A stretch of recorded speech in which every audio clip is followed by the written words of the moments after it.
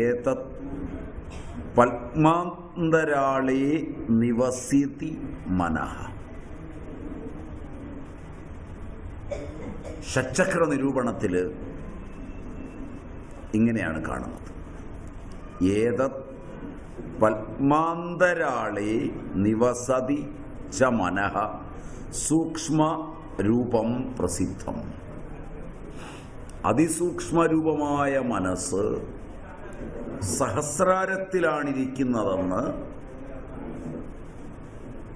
ഷഡ്ചക്ര നിരൂപണം. ഇതിനെ അടിസ്ഥാനപ്പെടുത്തി മനസ്സ്, അതിൻ്റെ ക്രിയകൾ, മനസ്സിൻ്റെ സ്ഥാനം ഇത്രയും നാം കണ്ടിട്ട് മനസ്സിനെ നമുക്ക് നിരൂപണാത്മകമായി അറിയാതെ എങ്ങനെ സാമൂഹ്യ രംഗത്ത് ജീവിക്കാനാവും? മനസ്സ് മാത്രമേ നമ്മൾ കണ്ടുള്ളൂ. ഇതിൻ്റെ അടിസ്ഥാനത്തിലാണ് മാനസപ്രകൃതി, ശാരീരിക പ്രകൃതി എന്ന് രണ്ടായി ഭാരതീയർ തിരിച്ചിരിക്കുന്നത്.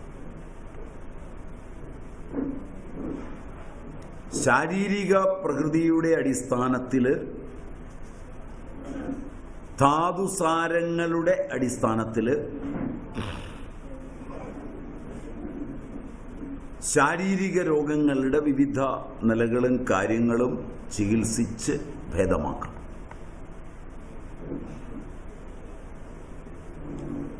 ത്വക്സാരൻ, രക്തസാരൻ, മാംസസാരൻ, മേധോസാരൻ, അസ്ഥിസാരൻ, മജ്ജാസാരൻ, ശുക്ലസാരൻ എന്നിങ്ങനെ സാരത്തെ അടിസ്ഥാനപ്പെടുത്തി വ്യക്തികളെ വേർതിരിച്ചിട്ടുണ്ട്.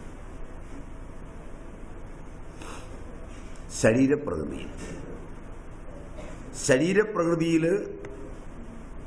വാതപ്രകൃതി, പിത്തപ്രകൃതി, കഫപ്രകൃതി എന്ന് മൂന്നായി തിരിച്ചിട്ടുണ്ട്. വാതപിത്ത കഫങ്ങളെ കൂടാതെ വാതപിത്തപ്രകൃതി, വാതകഫപ്രകൃതി, കഫപിത്തപ്രകൃതി എന്ന് മൂന്നായി വീണ്ടും തിരിച്ചിട്ടുണ്ട്. വാതവും പിത്തവും കഫവും ചേർന്ന പ്രകൃതിയുണ്ട്.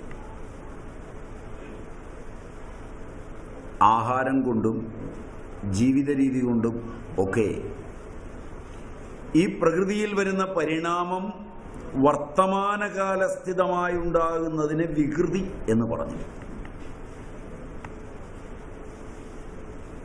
വികൃതിയെ നിയന്ത്രിക്കുകയും പ്രകൃതിയെ നിലനിർത്തുകയും ചെയ്യുന്നതാണ് ആരോഗ്യമെന്നും പറഞ്ഞിട്ടുണ്ട്. അതവിടെ ഇരിക്കട്ടെ. അത് നമുക്ക് നേരം ഉണ്ടെങ്കിൽ ചെറുതായി ചിന്തിക്കാം. നമ്മളിപ്പോൾ ചിന്തിച്ചിടത്തോളം കാര്യങ്ങളെ അടിസ്ഥാനപ്പെടുത്തി മാനസപ്രകൃതികളെ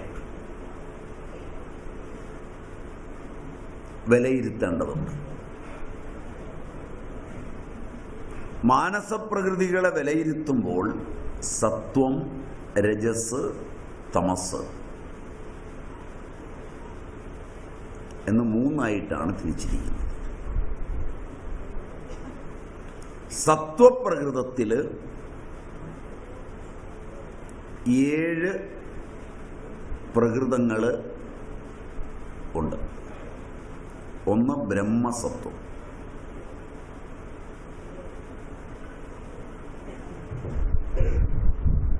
ഒരു വ്യക്തി പവിത്രഹൃദയനും സത്യപ്രതിജ്ഞയുള്ളവനും ജിതാത്മാവും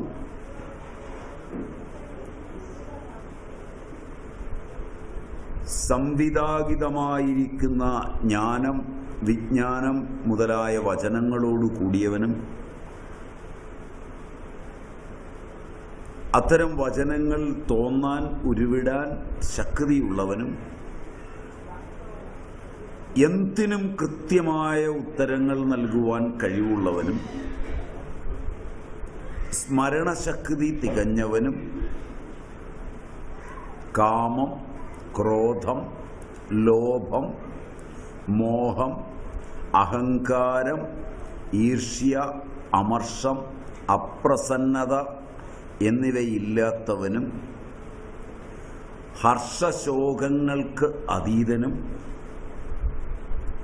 പ്രാണി മാത്രത്തിൽ സമദൃഷ്ടി പുലർത്തുന്നവനും ആണെങ്കിൽ അയാൾ ബ്രഹ്മസത്വനാണ്.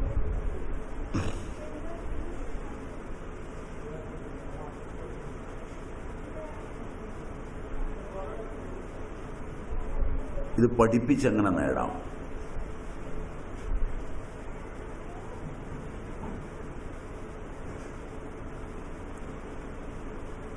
മനസ്സിന്റെ സത്വപ്രകൃതികളിൽ, സാത്വിക പ്രകൃതിയിൽ, ശുദ്ധ മനസ്സിൽ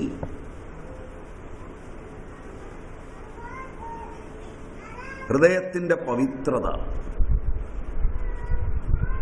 ഇത് ചരകന്റെ അഭിപ്രായമാണ്. സുശ്രുതന്റെ അഭിപ്രായവുമുണ്ട് ഇതേ കാര്യത്തിൽ. രണ്ടും രണ്ടു ശാഖകളാണ് വൈദ്യശാസ്ത്രത്തിന്. എന്നിരുന്നാലും അവ സാധർമ്മ്യം പുലർത്തുന്നുണ്ടോ ആ പഠനങ്ങളിൽ എന്നും നോക്കുന്നത് നല്ലതാണ്.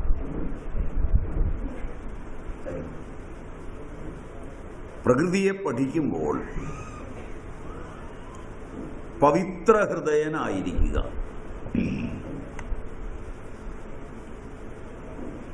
ഇത് പ്രകൃതി, മനസ്സിന്റെ പ്രകൃതിയാണ്, മാറ്റം വരില്ലാത്ത. ഒരു കാര്യം പറഞ്ഞാൽ പറഞ്ഞതുപോലെ ചെയ്യുന്ന സത്യനിഷ്ഠ പുലർത്തുന്നവനായിരിക്കുക.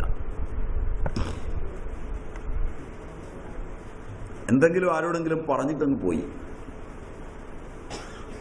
വളരെ ലാഘവത്തോടെ മറന്നുപോയി എന്ന് പറഞ്ഞു.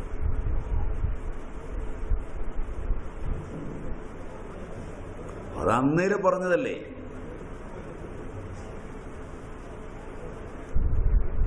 കാരണം സത്യത്തിനൊരു വ്യക്തി പ്രാധാന്യം കൊടുക്കുന്നത്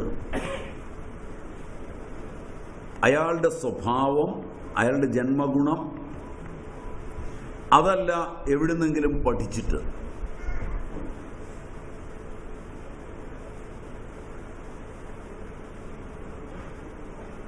ഇവിടെയൊക്കെയാണ് നിങ്ങളുടെ സാമൂഹിക വിദ്യാഭ്യാസവും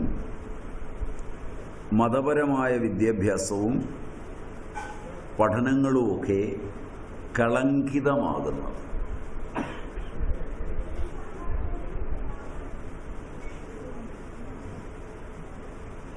ഇവിടെയാണ് നിങ്ങളോട് ബന്ധപ്പെടുന്ന വ്യക്തികളെ പ്രശംസിക്കുമ്പോഴുള്ള വചനങ്ങൾ പ്രകൃതിക്ക് ചേരാത്തവയാകുന്നത്.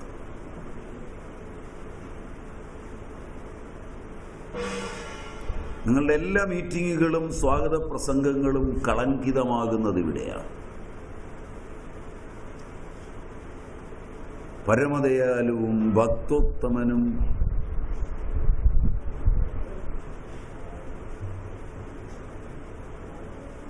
ഹൃദയസമ്പന്നനും ആയി മഹാനുഭാവനാണ്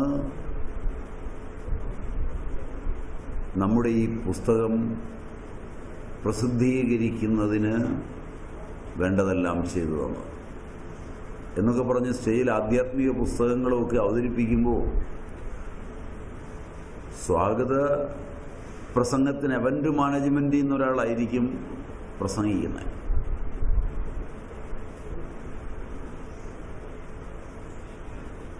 പ്രസിഡന്റ് ജനിച്ചത് ഫൂൾസ് ഡേയിലാണെന്ന് പറഞ്ഞ പോലെ അതൊരു തൊഴിൽപരമായ പദ്ധതിയാണ്. മനസ്സിലായില്ല? അപ്പം അങ്ങനെ പ്രസംഗിക്കുമ്പോൾ ഇരുന്ന് കാണുന്ന ഓഡിയൻസിനറിയാം ഇത് സ്ഥലത്തെ ഏറ്റവും ദിവ്യനായ കള്ളു മുതലാളിയാണ്.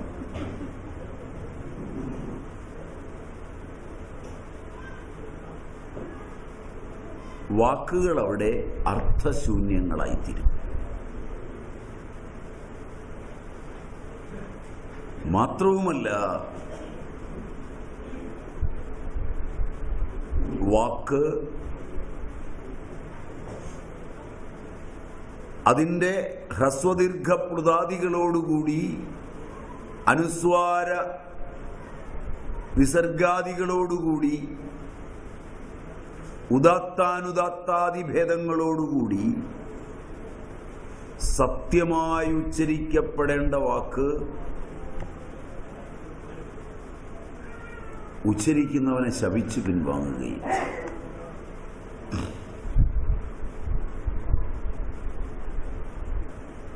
ഇവിടെയാണ് പഴയ ആളുകൾ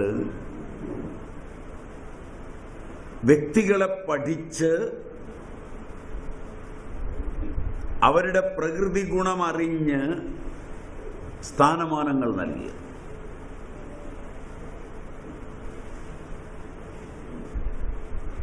നമ്മുടെ നിരന്തരമായ പരിചയത്തിൽ ഈ ഗുണങ്ങളെല്ലാം തികഞ്ഞവരുണ്ടോ?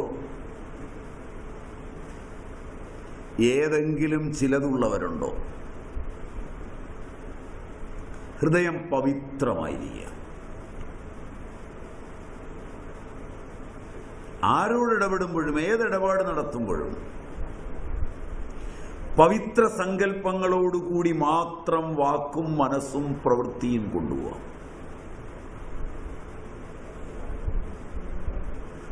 നമ്മൾ അറിയുന്നിടത്തോളം ജീവിതത്തിലുടനീളം സത്യം പരിപാലിച്ചിട്ടുണ്ടാവുക, സത്യപ്രതിജ്ഞയുള്ളവരായിരിക്കുക. എന്ത് സംഭവിച്ചാലും സത്യപ്രതിജ്ഞയെ പുലർത്തുന്നത് തനിക്ക് വേണ്ടിയല്ല, ലോകത്തിന് വേണ്ടിയുമല്ല.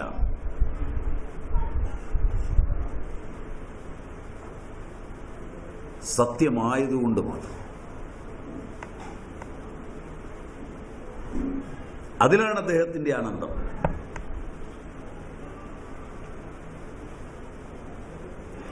ഒരുവൻ സത്യം താൽക്കാലികമായി പുലർത്തിയേക്കാം ചില ലാഭങ്ങൾക്ക് വേണ്ടി. ഒരാൾ സ്വർഗം ലഭിക്കാൻ വേണ്ടി നന്മ ചെയ്തേക്കാം. അതൊന്നും അയാളുടെ സ്വഭാവമല്ല. റസൽ ഒരിടത്ത് പറഞ്ഞ പോലെ, do everything right because it is right, not because it is a way to get heaven.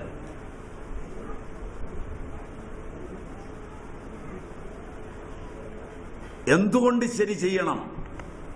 ശരിയായതുകൊണ്ട് മാത്രം.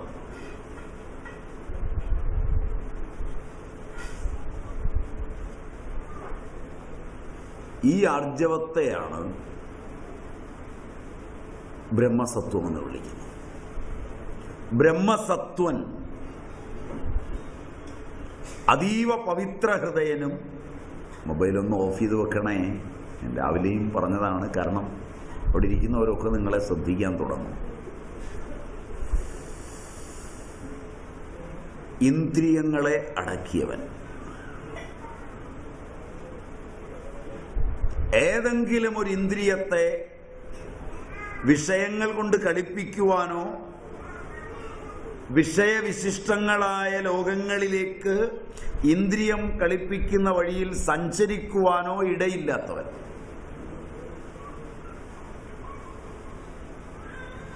തൻ്റെ ഇന്ദ്രിയങ്ങളെ തൻ്റെ വശമാക്കിയവൻ.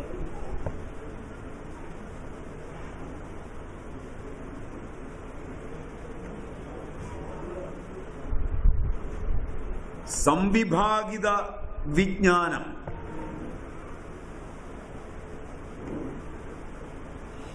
और സംഭാവിത ജ്ഞാനം.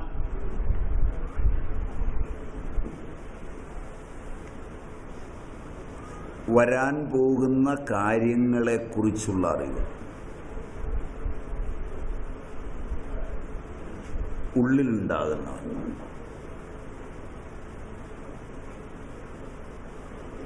എന്ത്, എപ്പോൾ, എവിടെ വെച്ച് പറയുമ്പോഴും വാക്കുകൾക്ക് പ്രവചന സാധ്യതയുണ്ടായിരിക്കുന്നവൻ,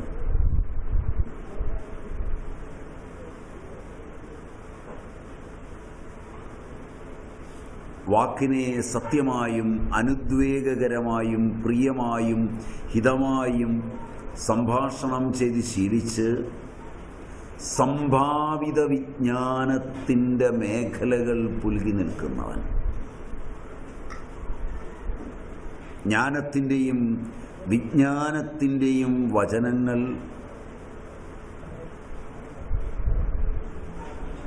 മൂന്ന് കാലങ്ങളെ കൂട്ടിയിണക്കി പറയാൻ കഴിയുന്നവൻ,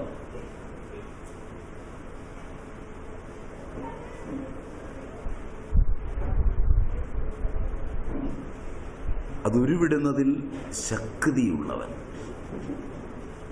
വാക്കുകളുടെ തൂക്കമറിഞ്ഞ് ഉരുവിടാൻ കഴിയുന്നവൻ, ഏതിനും കൃത്യതയുള്ള ഉത്തരം നൽകാൻ കഴിയുന്നവൻ, സ്മരണാശക്തി സമ്പന്നൻ, ഓർമ്മയിൽ ഏത് കാര്യവും സ്മരണയിലേക്ക് ആവശ്യം വരുമ്പോൾ ഓടിയെത്തുന്നവൻ, ക്രോധം, ലോഭം, മോഹം, അഹങ്കാരം, ഈർഷ്യ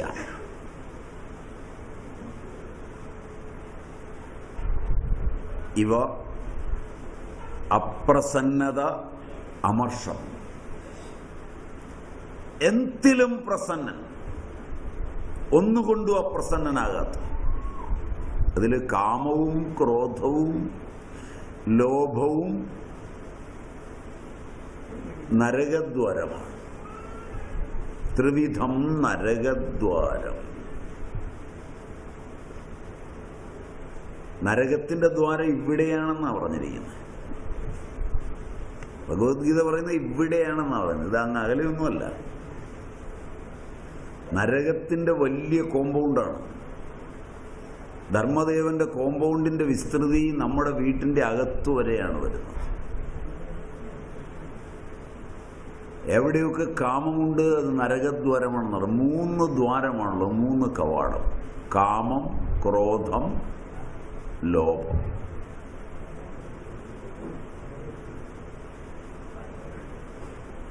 കാമം വളരെ അപകടം പിടിച്ച സാധനമാണ്. ക്രോധം അതിനേക്കാൾ അപകടം പിടിച്ചത്. കാമക്രോധങ്ങളെക്കാൾ അപകടമുള്ളതാണ് ലോഭം. മരിക്കുന്നതുവരെ മാറാൻ പ്രയാസമുള്ളതാണ് ലോഭം. ക്രോധമൊക്കെ ശമിപ്പിക്കാം, ലോഭം പ്രയാസമാണ്. അല്ല, സ്വന്തം പൈസയോടുള്ള പ്രതിപത്തിയാണ് പിശുക്ക്. മറ്റുള്ളവരുടേത് വേണമെന്നുള്ളതാണ് ലോഭം.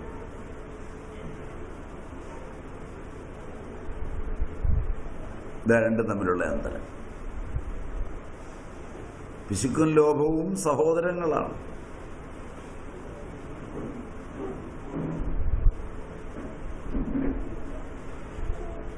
അപ്പം അതുകൊണ്ട് കാമം, ക്രോധം, ലോഭം 3 നരകദ്വാരമാണ്. മോഹം വിവേകമില്ലായ്മ. അതിനെതിരെയുള്ളത് വിവേകപ്രജ്ഞയാണ്. വിവേകപ്രജ്ഞ അതൊക്കെ ലഭിച്ചാൽ യോഗശാസ്ത്രത്തിൽ ധർമ്മമേഘം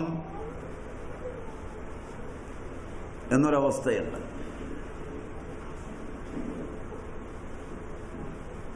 അവിടെ എത്തും. മാധവ വിദ്യാരണ്യൻ പഞ്ചദശിയിൽ ഇത് ചൂണ്ടിക്കാണിക്കും. ഇപ്പൊ കാമം, ക്രോധം, ലോഭം, മോഹം, അഹങ്കാരം, ഈർഷ്യ, അമർഷം, അപ്രസന്നത, ഇത്രയും കുഴപ്പങ്ങൾ ഇല്ലാത്തവൻ, ഹർഷശോകങ്ങൾക്ക് അതീതൻ,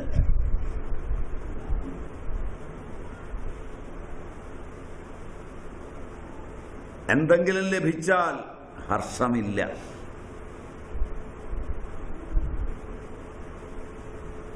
എന്തെങ്കിലും നഷ്ടപ്പെട്ടു എന്നോർത്ത് ശോകവുമില്ല.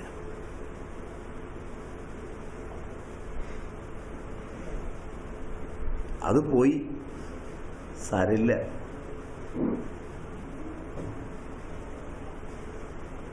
പോയി നിന്ന് പറഞ്ഞവന് പിന്നെ ഒരു പേടി, പോയി സാരമില്ലെന്ന്.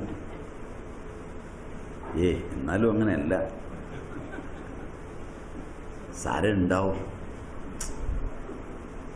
സാരമില്ലെന്ന്. പോവുക ദ്രവ്യത്തിൻ്റെ സ്വഭാവമാണ്. അവിടെ ദ്രവ്യത്തിൻ്റെ സ്വഭാവം നന്നായി അയാൾ അറിഞ്ഞിരിക്കുന്നു. പോവും.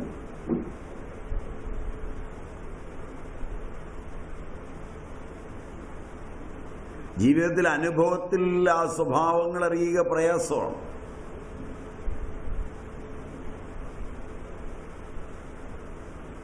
ഏതെങ്കിലും ഒന്ന് പോയി കഴിഞ്ഞാൽ എല്ലാം പോയ പോലെയാണ്. കാരണം അതുമായിട്ട് താതാത്മ്യം പ്രാപിച്ചിട്ടുണ്ട്. പഴയ കാലത്ത് മമത കുറവാകുന്ന വിധം ലളിതമായി ജീവിച്ചതുകൊണ്ട് മനസ്സിന് ഇങ്ങോട്ടൊക്കെ ഉയരാൻ കഴിയുമായിരുന്നു.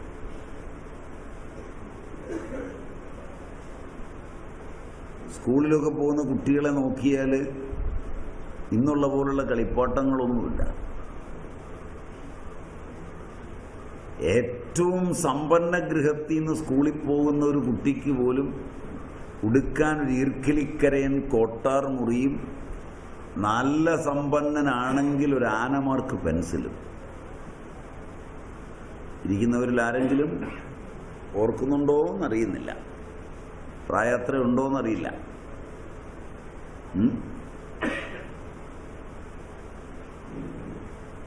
പിന്നൊരു 6ാം ക്ലാസ്സിലും 7ാം ക്ലാസ്സിലും ഒക്കെ എത്തിയാൽ കമത്തിയാൽ മഷി പോവുകയില്ലാത്തൊരു മഷിക്കുപ്പിയും അതിനകത്തിടാനൊരു സ്റ്റീലും. ഓർക്കുന്നില്ല? ഇതൊക്കെയാണ് വലിയ കോടീശ്വരന്മാരുടെ മക്കളുടെ ആകെ മമതയുള്ള സാധനങ്ങൾ. ഇത്രയേ ഉള്ളൂ.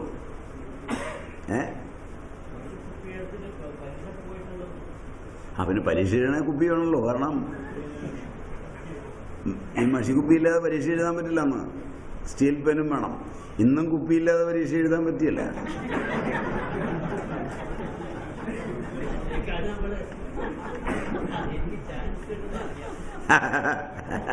തുടക്കത്തിലെ പ്രതീക്ഷിച്ചു. അപ്പം അതുകൊണ്ട് അന്ന് വളരെ സമ്പന്നരായ ആളുകൾ പോലും അവരുടെ മമത വളരെ ചുരുക്കമാണ്. ഇന്ന് ലക്ഷോപലക്ഷം രൂപയുടെ സാധന സാമഗ്രികളുമായാണ് മമത. ഒരു ഇർക്കിലിക്കരയൻ കോട്ടാർ മുറി ഉടുക്കുകയുള്ളൂ, മേൽവസ്ത്രമൊന്നുമില്ല 8ാം ക്ലാസ് വരെ. ആൺകുട്ടികൾ 10ാം ക്ലാസ് വരെ.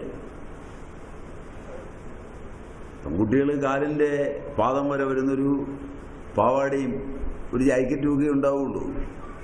ഒരു 9ലോ 10ലോ ഒക്കെ എത്തിയാൽ കുറച്ച് വൃത്തിയായി ധരിച്ചു പോകുന്നു മാത്രം. അത് കഴിഞ്ഞാൽ ഒരു ഹാഫ് സാരി ഉണ്ടാവും. ഇപ്പം ആ സാധനം കാണാറില്ല. am I right? ഉണ്ടോ? ധാവണിയും ഇതും വേറെയാ.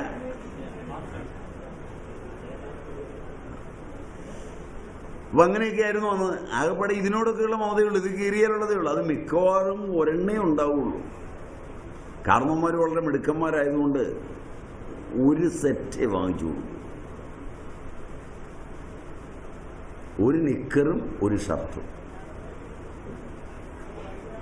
അത് ഈ ഇർക്കിലിക്കരൻ കോട്ടാർ മുറിയുടെ കാലം കഴിഞ്ഞു വന്ന കാലത്തിലാണ് നിക്കർ വരുന്നത്. അന്ന് നിക്കറില്ല. കൗബീനവും ഇർക്കിലിക്കരയൻ കോട്ടാർമുറിയുമാണ്. അതാകെ കൗബീനൻ 2 കാണും. കൗബീനവന്ത ഖലു ഭാഗ്യവന്ത എന്ന പ്രമാണത്തിൽ. മറ്റേ ഇർക്കിലിക്കരയൻ കോട്ടാർമുറി മിക്കവാറും സ്കൂളിൽ പോകാനൊരെണ്ണവും വീട്ടിലെടുക്കാനൊരെണ്ണവും കാണും. അത്രയും ഉണ്ടാവും. അതിൻ്റെ കാരണം വെച്ചാൽ വീട്ടിലെടുത്തത് നനച്ചിട്ടിട്ട് സ്കൂളിൽ പോകണം. സ്കൂളിൽ നിന്ന് വന്നു കഴിഞ്ഞാൽ ഇതെടുത്തുകൊടുത്തിട്ട് സ്കൂളിൽ അന്നൊന്ന് നനച്ചോ, നനച്ചിട്ടേ അകത്ത് കയറാൻ പറ്റുള്ളൂ. സ്കൂളിൽ നിന്ന് വരുന്ന വഴി അകത്തേക്കൊന്നും കയറിപ്പോകാൻ പറ്റില്ല. പോയി മുങ്ങി കുളിച്ചൊക്കെ വന്നിട്ടേ കയറിപ്പോകാൻ പറ്റും. ഏത് വീടായാലും, സമ്പന്നനായാലും ദരിദ്രനായാലും. അപ്പോൾ അവന് ലാളിത്യത്തിൻ്റെ സുഖം അനുഭവിക്കും, മമത കുറയും. എൻ്റെ എന്ന് മമത എന്ന് പറയുന്നത് ഈ 2 സാധനമേ ഉള്ളൂ.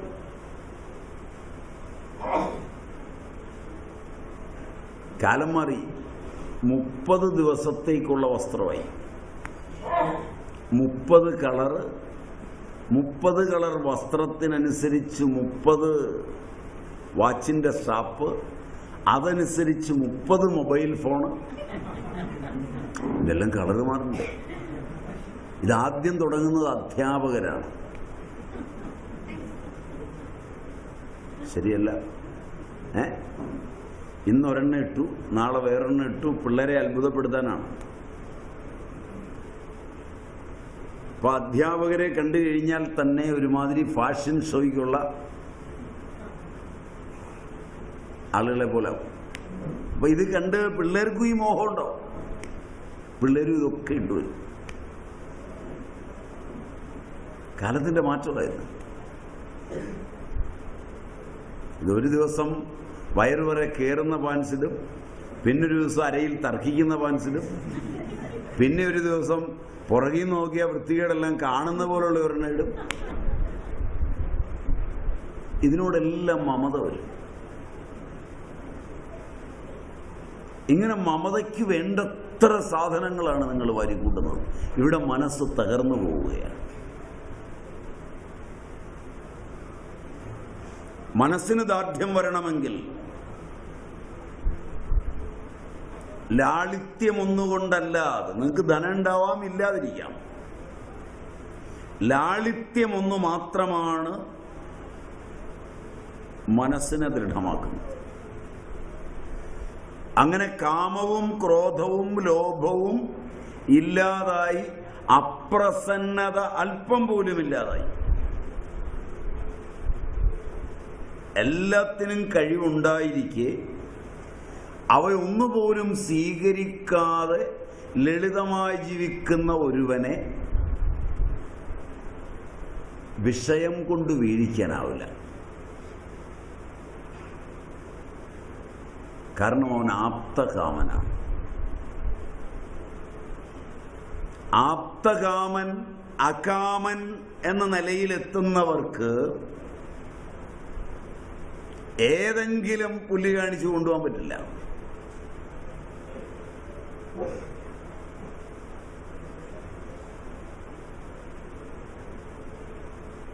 ഭാര്യയോട്, മക്കളോട്, കുടുംബത്തോട്, കൂട്ടായ്മയോട്, സ്ഥാനമാനങ്ങളോട് ഒക്കെ അതൃപ്തി വന്നിട്ടാണ് കാമികളായ ആളുകൾ അലയുന്നത്.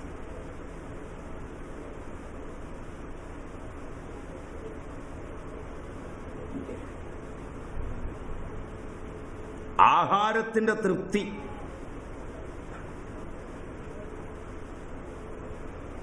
രസനയെ നിയന്ത്രിച്ച് നിർത്തി ആഹാരത്തിൻ്റെ തൃപ്തി,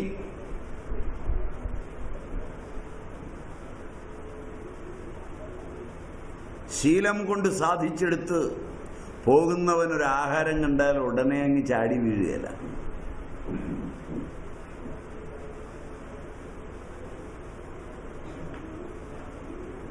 പായസമുണ്ട്, അതിനെന്താ? പായസമുണ്ട്, എന്നാൽ ചോറ് കുറച്ച് മതി. മനസ്സിലായില്ല?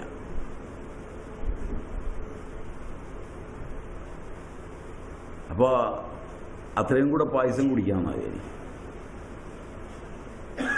ഇന്നലെ ഇന്നൊക്കെ അതാണ് ഉറക്കം എന്നാണ് എനിക്ക് തോന്നുന്നത്. വിളമ്പുന്നവരോട് ആരോ ചോദിച്ചു എന്നാണ് പറഞ്ഞത്. ഞാൻ ഉണ്ടായിരുന്നില്ല, അതുകൊണ്ട് കേട്ടില്ല.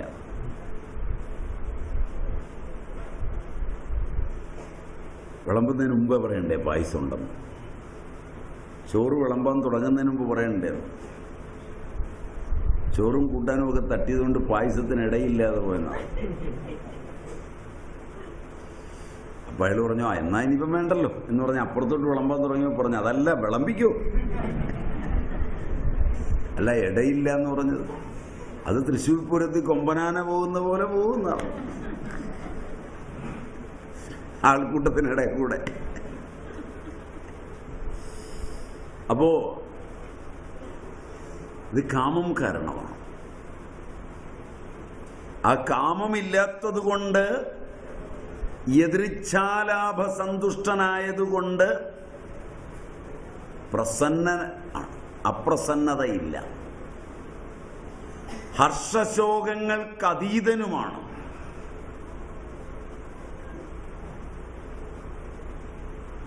ഒന്നിലും പ്രത്യേകിച്ച് സന്തോഷവുമില്ല, സന്താപവുമില്ല.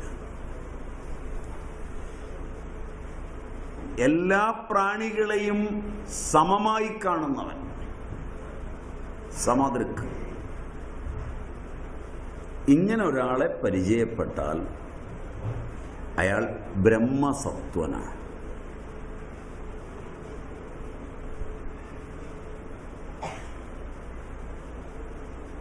ബ്രഹ്മസത്വൻ സുശ്രുതന്റെ ഭാഷയിൽ പവിത്രതയുള്ളവനും ആസ്തിക്യബുദ്ധിയുള്ളവനും. കാരണം അയാളുടെ അനുഭവമാണ് ഈശ്വരൻ.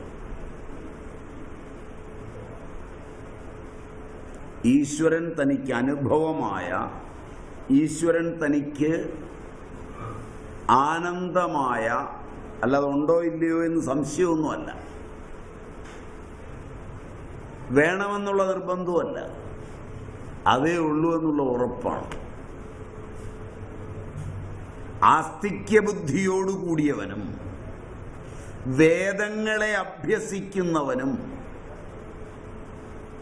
വേദാഭ്യാസി, ഗുരുജനങ്ങളെ പൂജിക്കുന്നവനും, എന്തിലും ഏതിലും ഗുരുക്കന്മാരോട് അത്യഗാധമായ വിശ്വാസമുള്ളവൻ.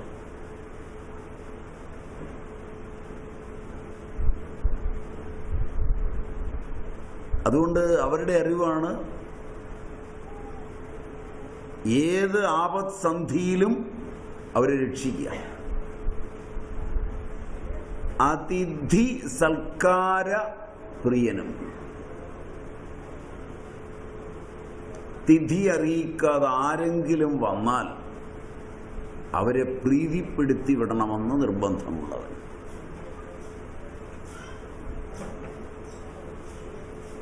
യജ്ഞങ്ങളിൽ താല്പര്യമുള്ളവനും ആണ് ബ്രഹ്മസത്വൻ. സുശ്രുതമനുസരിച്ച്, സുശ്രുതവും ചരകവും പറഞ്ഞു.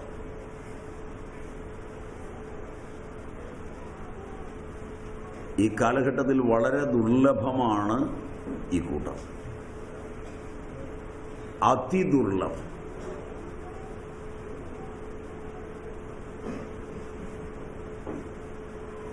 അതിഥികൾക്ക് തിഥി അറിയിക്കാതെ ആരെങ്കിലും വന്നാൽ ഇരിക്കൂ എന്ന് പറഞ്ഞ് കൊടുത്തുവിടുന്ന ആളുകൾ എത്ര ഉണ്ടാവും? വളരെ വളരെ വളരെ വളരെ വിരളമായി. ഇത്രയും ഇത് പഠിച്ചിട്ട് ഇതുപോലെ ചെയ്യാനൊന്നും ആവില്ല. കാരണം പഠിച്ചു വെച്ച് ഒരു അതിഥിയെ പൂജിക്കാൻ തുടങ്ങുമ്പോൾ അവൻ്റെ ഇരിപ്പോ നടപ്പോ ഇഷ്ടപ്പെട്ടില്ലെങ്കിൽ എഴുന്നേക്കടാന്ന് പറയും. നമ്മളിതൊക്കെ കേട്ടിട്ട് നാളെ മുതൽ ബ്രഹ്മസത്വനാകണം. ഇന്ന് തീരുമാനിച്ച് ഏതായാലും വേണ്ടില്ല, ഇന്ന് മുതൽ ബ്രഹ്മസത്വനാകാൻ തീരുമാനിച്ചു എന്ന് പറഞ്ഞ് ചോറുമൊക്കെ വെച്ച് ആ തിഥി അറിയിക്കാത്തവന് പകരം ഒരുത്തനെ പോയി വിളിച്ചു കൊണ്ടു. ഞാൻ ബ്രഹ്മസത്വനാകാൻ പോവാണ്, നിങ്ങളൊരു 12 പേർക്ക് ചോറ് തരാൻ തീരുമാനിച്ചിരിക്കുന്നു, വരിൻ, ഇരിക്കുവിൻ.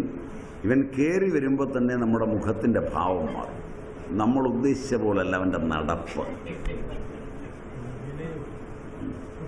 വന്ന് ഇരുന്ന് കഴിഞ്ഞപ്പോൾ ആ ഇരിപ്പ് നമുക്ക് തീരെ ഇഷ്ടപ്പെടില്ല. അതൊക്കെ സഹിച്ച് ചോറ് വിളമ്പുമ്പോൾ ഇവൻ നമ്മളോട് കോഴി ചോദിക്കുക, എഴുന്നേക്കടാ,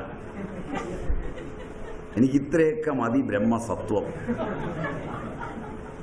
എന്ന് പറയും. അതുകൊണ്ടാണിത് പ്രകൃതമാണെന്ന് പറഞ്ഞത്. ഇതൊക്കെ പണ്ടുണ്ടായിരുന്നു എന്ന് പറഞ്ഞ് ഇന്ന് ഉണ്ടാക്കാൻ പറ്റില്ല. ഇപ്പം നമ്മൾ കാണുന്ന ഇതിൻ്റെയൊക്കെ മിമിക്രിയാണ്. മനസ്സിലായില്ല? മിമിക്രി ഒന്നും എക്സെക്റ്റ് ആവില്ല, താൽക്കാലിക ആസ്വാദ്യമേ ആവും. എല്ലാത്തിൻ്റെയും മിമിക്രി ഇപ്പോൾ ഉണ്ട്. മനസ്സിലായില്ല? അതാണ് കൂടുതൽ. മറ്റത് അതിൻ്റെ ഒറിജിനാലിറ്റിയിൽ വരുന്നത് പ്രകൃത്യാ ഉള്ള ഗുണമായിരിക്കണം. മിമിക്രി ആവുമ്പോൾ രണ്ടുപേരും അസ്വസ്ഥരാണ്. ഇതനുഭവിക്കാൻ ചെല്ലുന്നവനും അസ്വസ്ഥനാണ്, കൊടുക്കുന്നവനും അസ്വസ്ഥൻ. കൊടുക്കുന്നവന് കൊടുത്തു എന്ന് തോന്നാതെ, വാങ്ങിക്കുന്നവന് വാങ്ങിച്ചു എന്ന് തോന്നാതെ കടന്നു പോവാം. ചിലരിതിനു വേണ്ടി പോവും. പണ്ട് വാസവ ഭട്ടാചാര്യൻ എന്ന് പറയുന്ന ഒരു വിദ്വാനുണ്ടായിരുന്നു. നല്ല ബ്രാഹ്മണനാണ്, പൈസ കണ്ടമാനുണ്ടാക്കി, ബ്രാഹ്മണ്യമൊക്കെ തുലച്ച് വ്യവസായം തുടങ്ങി. അപ്പോൾ നാട്ടുകാരിവനെ നിന്ദിക്കുകയാണ്. നല്ല ബ്രാഹ്മണ കുലത്തിൽ ജനിച്ചു, പക്ഷെ വ്യവസായമൊക്കെ തുടങ്ങി, ഗംഭീര പണമായി, നാട്ടുകാരെ കൊണ്ട് അംഗീകരിപ്പിക്കണം. തന്നിരുന്ന് തലയും കുത്ത് നിന്നിട്ട് നാട്ടുകാരെ അംഗീകരിക്കുന്നില്ല. അപ്പോൾ നാട്ടിലുള്ള പാവങ്ങൾക്കൊക്കെ ബഹുമാന്യനായ ഒരാൾ ആലിൻ്റെ ചൂട്ടി വന്നിട്ടുണ്ടെന്ന് കേട്ടു. അവിടെ ഒരു ക്ഷേത്രമുണ്ട്, അതിൻ്റെ ആൽത്തറയിൽ വന്ന് ഒരു വിദ്വാൻ ഇരിപ്പുണ്ട്. ഇദ്ദേഹത്തെ കാണാൻ നാട്ടുകാരൊക്കെ പോകുന്നുണ്ട്. നാട്ടുകാർക്ക് പ്രിയങ്കരനാണ്. അതും പോരെങ്കിൽ സാധാരണ ജനങ്ങൾക്കൊക്കെ പ്രിയങ്കരനാണ്. ഈ സാധാരണ ജനങ്ങൾക്ക് പ്രിയങ്കരനായവനെ പിടിച്ചു കഴിഞ്ഞാൽ സാധാരണ ജനങ്ങളുടെ ഗുണം കിട്ടുമെന്നാണ് പലരും ധരിക്കുന്നത്. അതുകൊണ്ട് അവരുടെ അടുക്കൽ ആളുകൾ പോകും. സാധാരണ ജനങ്ങൾക്ക് സമ്പർക്കമുള്ള ആളുകളെ പിടിച്ചാൽ ജോലിക്ക് ആളെ കിട്ടും. കാരണം ഇന്ന ആളിൻ്റെ ആളാണ് ഞാൻ, അതുകൊണ്ട് അവിടെ പോയി നിൽക്കുമെന്നാണ് വിചാരം. ഇപ്പം അങ്ങനെയൊന്നും പോകില്ല. ഇപ്പം ജനവും വിവരമൊക്കെ പഠിച്ചിട്ടുണ്ട്. മനസ്സിലായില്ല? അപ്പോൾ പണ്ടാണേ അതൊക്കെ ഉണ്ടാവും. അപ്പോൾ സാധാരണക്കാരൊക്കെ പോകുന്ന ഇദ്ദേഹത്തെ ഒന്ന് വീട്ടിൽ വിളിച്ചുകൊണ്ടുവരാമെന്ന് വിചാരിച്ചു. തീരുമാനിച്ചു. വാസവൻ യാത്രയായി. അവിടെ ചെന്നു. ഫലം, പുഷ്പം, പലഹാരം, ഒരു താളം നിറച്ച് സ്വർണ്ണ നാണയം, വണ്ടിയൊക്കെ എടുത്ത് അതിൽ കയറ്റി ഇതെല്ലാമായിട്ടാണ് പോയത്. ഫലപുഷ്പ പലഹാരങ്ങൾ, ദിവ്യങ്ങളായ അനേകം പലഹാരങ്ങൾ. സ്ത്രീകളോട് പറഞ്ഞു ഉണ്ടാക്കിക്കോളാൻ പറഞ്ഞു, എല്ലാ തരവും ഉണ്ടാക്കിക്കോളാൻ പറഞ്ഞു. ഇതെല്ലാം ഉണ്ടാക്കി അവിടെ ചെന്നു. വണ്ടി നിർത്തി, ഇതെല്ലാം എടുത്തുകൊണ്ടത് മുമ്പിൽ വെച്ചു. അപ്പോൾ ഈ പലഹാരങ്ങളൊക്കെ ചുറ്റും നിന്ന ആളുകളുടെ കയ്യിലേക്ക് ഇട്ടുകൊടുക്കുന്ന കണ്ടു കഴിഞ്ഞപ്പോൾ ഇവന് ദേഷ്യം വരാൻ തുടങ്ങി. ഇത് മുഴുവൻ അദ്ദേഹം തിന്ന് തൃപ്തനായി. മനസ്സിലായി? തന്നോടൊരു പ്രീതി വരുമെന്ന് വിചാരിച്ചിട്ട് അദ്ദേഹം ഒന്ന് ഇതിൽ നോക്കുകയോ ഇത് തിന്നുകയോ ചെയ്യുകയോ ഒന്നും ചെയ്യാതെ കൈകൊണ്ടെടുത്ത് ഇങ്ങനെ കൊടുത്തുകൊണ്ടിരിക്കുകയാണ്. അപ്പോൾ ദേഷ്യവും സങ്കടമൊക്കെ ഉണ്ട്. ഇടയ്ക്കിടയ്ക്കൊന്ന് ചെന്ന് ഭഗവാൻ അവിടുന്ന് ഒന്ന് കഴിക്കൂ എന്ന് പറയാൻ തോന്നൽ വരുമ്പോഴത്തേക്ക് ആ മുഖത്തുനിന്ന് വരുന്ന ഒരു പ്രഭ കാണുമ്പോൾ പറയണ്ട എന്ന് തീരുമാനിച്ച് കണ്ടുകൊണ്ടിരുന്ന് ഇവനിഷ്ടമല്ലാത്ത ഈ നിറവും ഇവനിഷ്ടമല്ലാത്ത മുണ്ടും ഒക്കെ ഉടുത്തവന്മാർ ഇത് മേടിച്ചങ്ങ് മൃഷ്ടാന്നം അടിക്കുമ്പോൾ കയറ്റിക്കൂടാ എന്നുള്ള മട്ടിലോ നോക്കുകയും ചെയ്യും. ഇതൊക്കെ ഞാൻ നിനക്കൊന്നും കൊണ്ടുവന്നതല്ല എന്ന മട്ടിലാണ് നോക്കുന്നത്. അവരാണ് ഇവൻ്റെ മുഖത്തേക്ക് നോക്കുന്നില്ല. കാരണം ഇവൻ്റെ വകയല്ല കഴിക്കുന്നത്, ഇത് അദ്ദേഹത്തിൻ്റെ ആണെന്നുള്ള മട്ടിലാണ്. അതുകൊണ്ട് ഒരു ബഹുമാനവും കിട്ടാതെ എന്തൊരു കഷ്ടമാണെന്ന് ആലോചിച്ചു. ഈ ചിലരെ പിടിക്കാൻ പോയാലുള്ള പോക്ക് കഷ്ടമാണ്. കാരണം ഇരിക്കുന്നവൻ ബ്രഹ്മസത്വനാണ്. അദ്ദേഹത്തിൻ്റെ അടുക്ക് ചെന്നു. വളരെ കാര്യമായി ഇതെല്ലാം പെറുക്കി കൊടുത്തു കഴിഞ്ഞപ്പം ഇനിയുള്ളത് തങ്ക നാണയമാണ്. അതിലെ ആ അവസാനത്തെ പാത്രവും ഒരമ്മയ്ക്ക് കൊടുത്തു. തിരിച്ചു കൊണ്ടുവരാൻ അതുപോലും കൊടുത്തില്ല. അപ്പോഴാണ് അടുത്തത് തങ്കനാണയം വന്നത്. തങ്കനാണയം ഓരോന്നെടുത്തവും ഈ വസന്തത്തിൽ അണ്ണാങ്കേറിയ മാവിൻ്റെ ചോട്ടിൽ നിൽക്കുന്ന പിള്ളേരുടെ കാര്യം പറഞ്ഞതുപോലെയാണ്. ചാടി വീണ് കൊണ്ടുപോവാണ്. അതുമെല്ലാം മുഴുവൻ കൊടുത്തൊക്കെ കഴിഞ്ഞ് ശരി അപ്പം ഇനി പോകാം എന്ന മട്ടിൽ അദ്ദേഹം തൊഴുതു. പിന്നെയും തത്തിക്കൂടിയൊക്കെ നിന്നിട്ട് പറഞ്ഞു, അല്ല, അടുത്ത വസന്തത്തിൽ പൗർണമിയിൽ അവിടുന്ന് എൻ്റെ വീടൊന്ന് സന്ദർശിക്കണം. ഒന്നാം നാളാണ്, അന്ന് വന്നൊന്ന് എൻ്റെ വീട്ടിലൊന്ന് അവിടുത്തെ പാദമൊന്ന് വീണ്ടും ഒന്നുകൂടെ ഒന്ന് സൂചിപ്പിച്ചു. 2 പ്രാവശ്യമായപ്പോൾ അദ്ദേഹം പതുക്കെ പറഞ്ഞു, 1000 അഗതികൾ കന്ന വസ്ത്രങ്ങൾ നൽകുക, വരാം.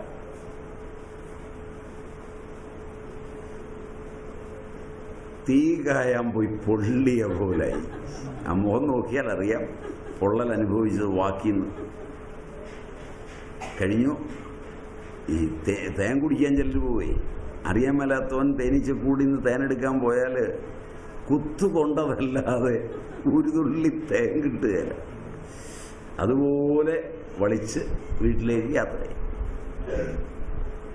1-ാം ദിവസമായി, 1-ാം നാൾ. 1000 അഗതികൾക്ക് അന്നവും വസ്ത്രവും കൊടുക്കണം. അന്നവും വസ്ത്രവും എല്ലാം റെഡിയാക്കി രാവിലെ ആളുകളൊക്കെ വന്നു. പബ്ലിസിറ്റി കൊടുത്തുകൊണ്ട് 1000-ന് പകരം 10,000 പേര് വന്നു. ഒരാളെയും വിടാൻ പറ്റില്ല. അതുകൊണ്ട് എല്ലാവർക്കും, കാരണം ആരെങ്കിലും വിട്ടാൽ ഇദ്ദേഹം വന്നില്ലെങ്കിലോ എങ്ങനെയാണെന്ന് നിശ്ചയമില്ലല്ലോ. അതുകൊണ്ട് എണ്ണ തലയിൽ തേക്കാൻ കൊടുത്തു, കുളിച്ചു വരാൻ പറഞ്ഞു, ഭക്ഷണം കഴിക്കാമെന്ന് പറഞ്ഞു, വസ്ത്രം കൊടുത്തു. വളരെ ബഹുമാനത്തോടെ ഇവരെയൊക്കെ ആദരിച്ചു. അവരൊക്കെ പോയി കുളിച്ചു വന്നു. 11 മണി, 12 മണി, 1 മണി. യാതൊരു ലക്ഷണവും കാണുന്നില്ല. 1:30. അപ്പോൾ ആളുകൾ പതുക്കെ പറയാൻ തുടങ്ങി, ഈ ദുഷ്ടൻ്റെ അടുക്കലെങ്ങാനും അങ്ങേര് വരുമോ. അപ്പം അതിൻ്റെ ഒരു ടെൻഷൻ. ഉണ്ടാക്കി വെച്ചതെല്ലാം ഇനി ഇദ്ദേഹം വരുമ്പോൾ ഇവർക്ക് കൊടുത്തില്ല, ഇവർ പിരിഞ്ഞു പോയെങ്കിലോ, അതിനേക്കാൾ മോശം. അവസാനം തീരുമാനിച്ച് ഏതായാലും ഉണ്ടാക്കിയില്ല, ഇവർക്കങ്ങ് വിളമ്പാം. എല്ലാവർക്കും കൊടുത്തു. എല്ലാവരും നല്ല മൃഷ്ടാന്നം കഴിച്ച് സ്ഥലം വിട്ടു. ഭക്ഷണം കിട്ടി, സുഖമായി കഴിച്ചു. അവർ ഉച്ച കഴിഞ്ഞ് പോയി. അപ്പം എല്ലാവരെയും കാങ്ക ഇദ്ദേഹം ഒന്ന് വരികയാണെങ്കിൽ കൊള്ളാമെന്നൊക്കെ വിചാരിച്ചിരുന്നതാണ്. വന്നില്ല. ഇവരെല്ലാം പോയി. രാത്രിയായി. ഉറക്കം വരാതെ തിരിഞ്ഞും മറിഞ്ഞും കിടക്കുമ്പോൾ ഒരു മുട്ട് കേട്ടു. ഒന്ന് കതക് തുറന്ന് നോക്കിയപ്പോൾ ഭഗവാൻ തഥാഗതൻ മുമ്പിൽ. എല്ലാം ചെയ്തില്ലേ ഞാൻ പറഞ്ഞ പോലെ? അന്നവസ്ത്രങ്ങളോ കൊടുത്തില്ലേ? കൊടുത്തു. ആകയാൽ ദാതാവ് ഞാൻ. നീ കൊടുത്തോ? നീ കൊടുക്കുമായിരുന്നോ? ഞാൻ പറഞ്ഞതുകൊണ്ട് മാത്രം കൊടുത്തതല്ലേ. അപ്പൊ ആരാ ദാതാവ്?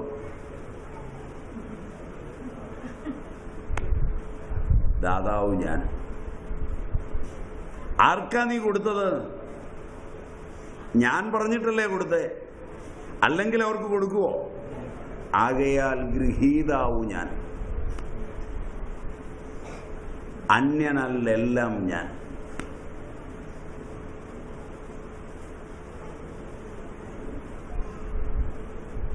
പതുക്കെ പറഞ്ഞു കൊടുത്തു. താനും തൻ കുടുംബവും എന്നതൊക്കെയും ഭ്രാന്തി.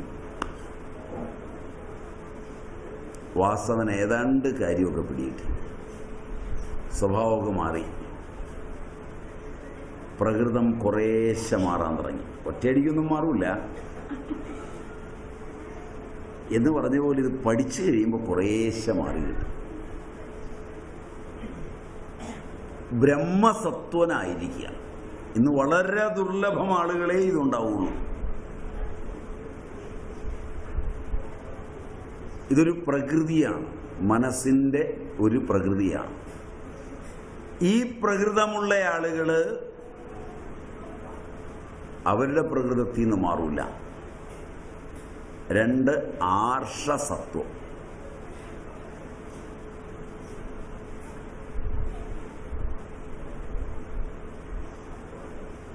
ചരകം.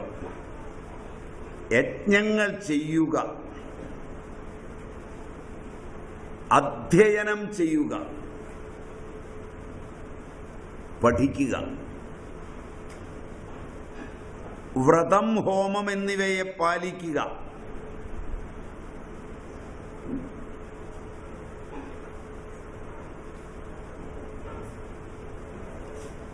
അഗ്നിഹോത്രം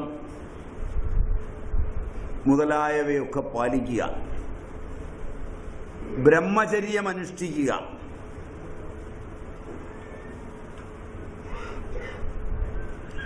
അതിഥികളെ സൽക്കരിക്കുക,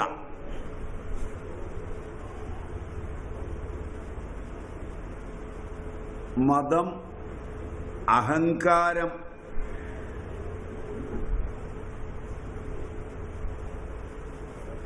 രാഗം, ദ്വേഷം,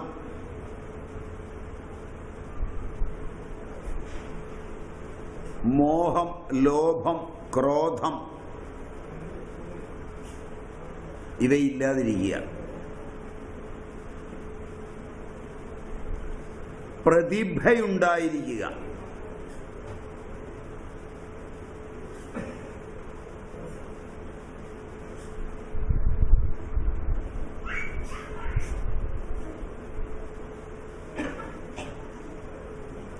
ഒരു കാര്യത്തിൽ നിന്ന് സർഗാത്മകമായ വിഭൂതികൾ ഉണ്ടാകുന്നതാണ് പ്രതിഭ എന്ന് പറയുന്നത്.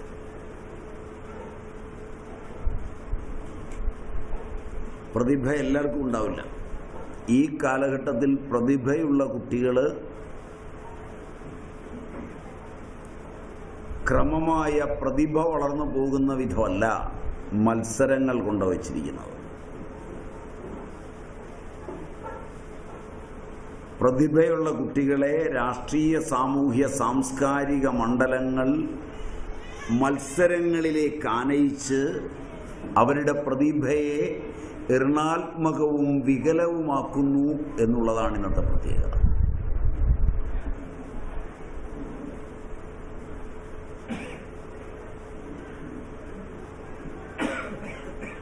പ്രതിഭയും സൗന്ദര്യവുമുള്ള കുഞ്ഞുങ്ങൾ ഈ കാലഘട്ടത്തിൽ ഉണ്ടായാൽ അച്ഛനമ്മമാരുടെയും അവരുടെയും ദുഃഖമാണ് കൂടുതലും വഴി.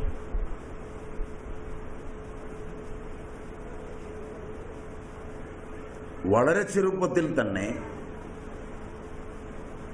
അവരെ പ്രസ്ഥാനങ്ങളും മറ്റും ആനയിച്ച് അച്ഛനമ്മമാർക്ക് ധനാഗമനത്തിനുള്ള വഴികളാക്കി മാറ്റി നശിപ്പിച്ചെടുക്കുന്നു എന്നുള്ളത് പ്രത്യേകതയാണ്.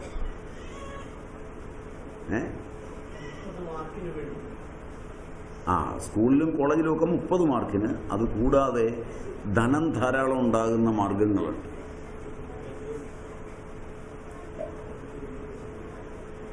അതിനുവേണ്ടി കൊണ്ടുപോയി വിട്ട് അവരുടെ പ്രതിഭയിൽ നിന്നാണ് അതുണ്ടാകുന്നത്, ശബ്ദം ഉണ്ടാകുന്നത്.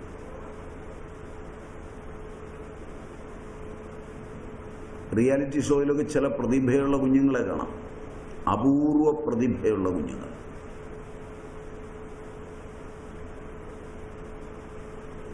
പാടുന്ന വേളയിൽ ദക്ഷിണാമൂർത്തി പോലും എഴുന്നേക്കുന്ന ബഹുമാന പുരസ്സരം. കാരണം 50-60 കൊല്ലം കൊണ്ട് സാധന തനിക്ക് ചെയ്ത് നേടാൻ കഴിയാത്ത സൂക്ഷ്മലോകങ്ങളിലൂടെ ശബ്ദത്തെ ആനയിച്ചു കൊണ്ടുപോകുന്ന കുഞ്ഞുങ്ങൾ. ഈ കാലഘട്ടം പ്രതിഭയുള്ള കുട്ടികളെ നശിപ്പിക്കുമെന്നുള്ളതാണ് പ്രത്യേകം.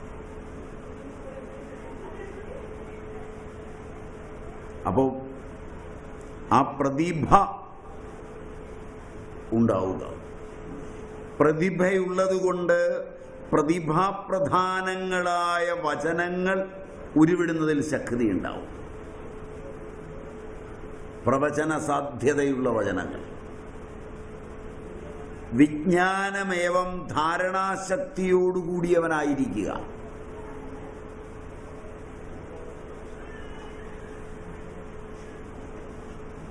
ഇതാണ് ചരകന്റെ അഭിപ്രായം.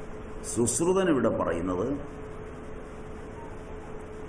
ജപം, വ്രതം, ബ്രഹ്മചര്യം, ഹോമം, അധ്യയനം, ആത്മജ്ഞാനം, വിജ്ഞാനം ഇവയിൽ സമ്പന്നനായവൻ. മാനസപ്രകൃതിയിലെ 2 പ്രകൃതികളാണ് ഇപ്പം നാം കണ്ടത് ശുദ്ധ സത്വത്തിൽ. ഇനി ഐന്ദ്ര സത്വം ഓർ ഐന്ദ്രിക സത്വം. ഇന്ദ്രൻ ഐന്ദ്രിക സത്വം.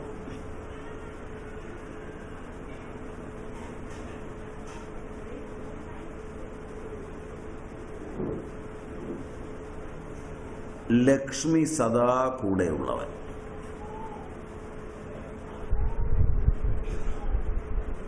ധനല്ല.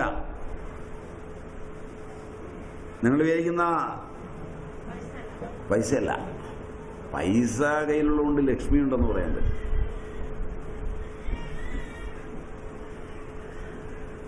പൈസ ധാരാളം ഉണ്ട് എന്ന് പറഞ്ഞിട്ട് യാതൊരു വിധത്തിലും ലക്ഷ്മി കൂടെ ഉണ്ടെന്ന് പറയാൻ പറ്റില്ല. ലക്ഷ്മി കൂടെ ഉണ്ടെന്ന് പറഞ്ഞാൽ അവൻ്റെ കയ്യിലൊന്നും ഇല്ലെങ്കിൽ പോലും ഒരാവശ്യം അവനോട് ചെന്ന് പറഞ്ഞാൽ നിന്ന് കറങ്ങിയാൽ ധനം വരുന്നത്.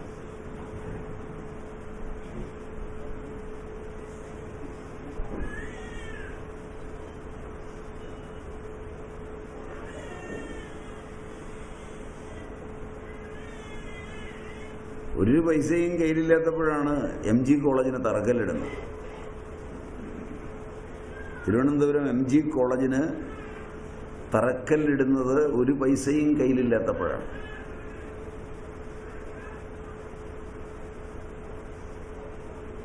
MG കോളേജിന് തറക്കല്ലിടാൻ വന്നത്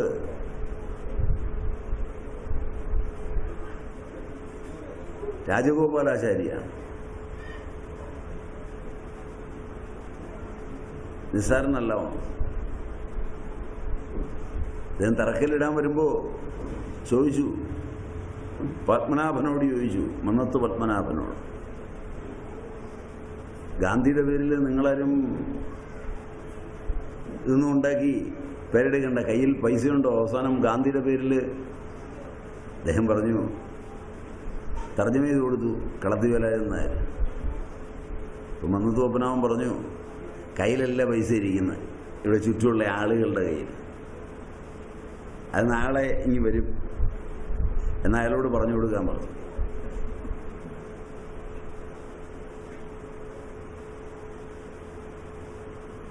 ലക്ഷ്മി എന്നത് ആവശ്യമാണ്, അല്ലാതെ നോട്ടല്ല. നോട്ട് വെറും പേപ്പറാണ്. ആവശ്യത്തിന് ഉതകാത്തത് ലക്ഷ്മിയല്ല.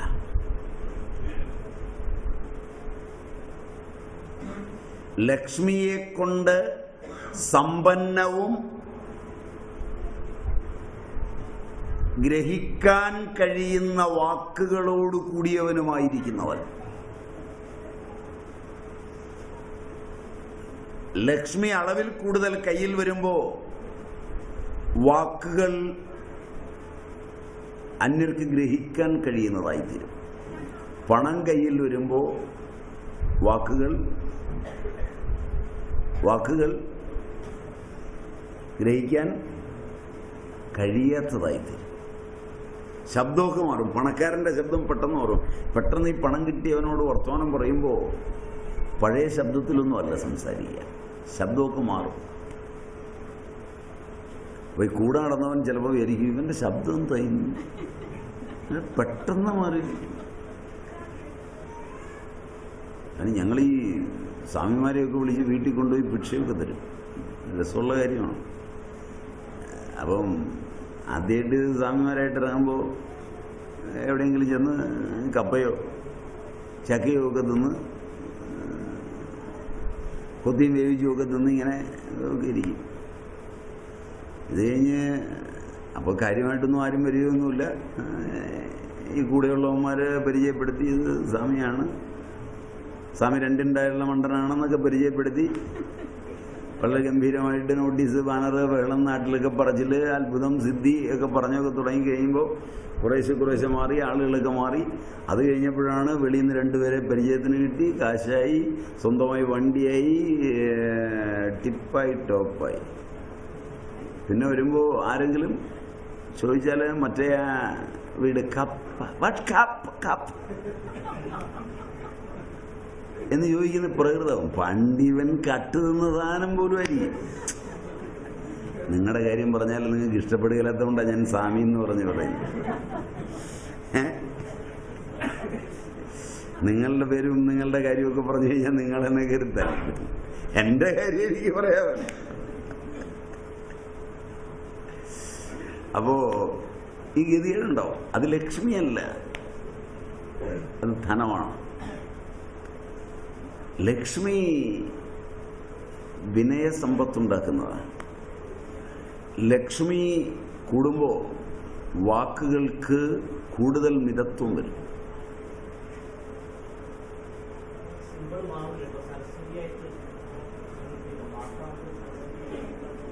ലക്ഷ്മിയും വാക്കുണ്ടാക്കുന്നവളാണ്. പിന്നെ ഇന്ദിരാഗാന്ധി മട്രിക്കുലേഷൻ വരെ പോയിട്ടുള്ളൂ. ലക്ഷ്മി കയറി പിടിച്ചപ്പോൾ എന്തായിരുന്നു പ്രഭാഷണം?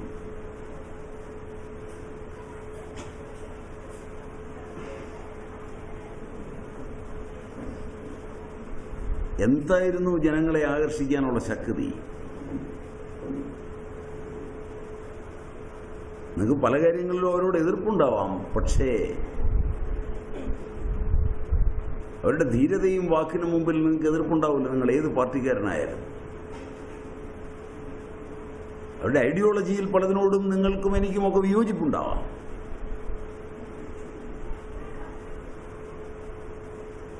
അടിയന്തരാവസ്ഥ കാലത്ത് സ്വാമി രംഗനാഥാനന്ദയുടെ eternal values for a changing society എന്നതിലെ ഉപനിഷത്തുകളെ സംബന്ധിക്കുന്ന ഭാഗം പ്രകാശനം ചെയ്യുന്നതിനെത്തിയത് അവരാണ്. ലൈറ്റെല്ലാം ഓഫ് ചെയ്തിട്ടാണ് ഹാള്. അതിനകത്തൂടെയാണ് കയറി വന്ന് ഫ്രണ്ടിലിരുന്നത്. കാരണം ഇന്ദു സ്വാമിജിയുടെ ശിഷ്യയായിരുന്നു. സ്വാമിജിയുടെ ഏറ്റവും വാത്സല്യമുള്ള ശിഷ്യകളിൽ ഒരാളായിരുന്നു ഇന്ദു. ഇന്ദു എന്നേ സ്വാമി വിളിച്ചിട്ടുള്ളൂ. ഉപനിഷത്ത് പ്രകാശനം കഴിഞ്ഞ് ഉപനിഷത്തെടുത്ത് കയ്യിൽ കൊടുക്കുമ്പോൾ പറഞ്ഞു, സ്വാമിജി ഞാനിത് വായിക്കും. ജനീവയിൽ എക്കോളജിസ്റ്റുകളുടെ സമ്മേളനത്തിലേക്ക് പോകുമ്പോൾ വിമാനത്തിൽ നിന്നൊന്ന് മറിച്ചു നോക്കിയുള്ളൂ. ശ്വേതാശ്വതര ഉപനിഷത്ത് ഒന്ന് മറിച്ചു നോക്കിയതേ ഉള്ളൂ. ഇംഗ്ലീഷിലുള്ളതിൻ്റെ വ്യാഖ്യാനം. അവിടെ ചെന്നു എല്ലാ രാജ്യങ്ങളിൽ നിന്നുമുള്ള വലിയ എക്കോളജിസ്റ്റുകളാണ് സമ്മേളനത്തിൽ പങ്കെടുക്കുന്നത്. ഭൂമി നശിക്കാൻ പോകുന്നുവെന്നും ഭീകരമായ ഒരു നാളെ ഉണ്ടാകാൻ പോകുന്നുവെന്നും ഇവിടെ മനുഷ്യന് ജീവിക്കാൻ പറ്റുകയില്ലെന്നും അതുകൊണ്ട് എക്കോളജിയെ സംരക്ഷിക്കുവാൻ പ്രത്യേകം ശ്രദ്ധിക്കണം എന്നൊക്കെ പറഞ്ഞ് ഗംഭീര പ്രഭാഷണങ്ങളാണ്.